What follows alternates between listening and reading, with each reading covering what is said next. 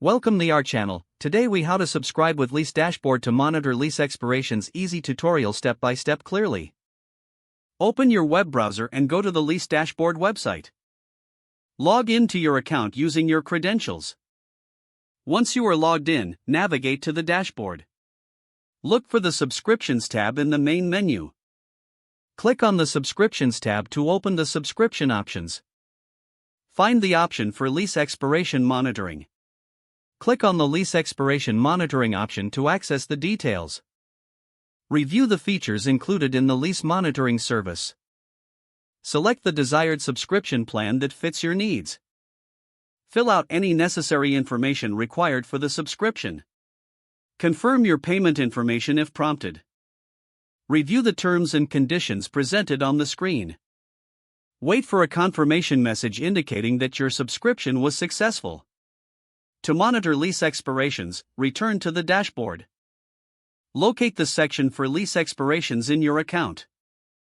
Here, you can view upcoming lease expirations and receive alerts. Explore additional settings to customize your monitoring preferences. Regularly check this section to stay updated on your lease expirations. If the page does not load, refresh the browser or try again in a private or incognito window. Make sure you are using the correct email address, then retype it carefully to avoid small typos. If your password is not accepted, use the reset option and create a new strong password you can remember. Check your spam folder for verification or security emails, then complete any requested confirmation steps. Enable two-factor authentication if available to improve account security and reduce unauthorized access risk.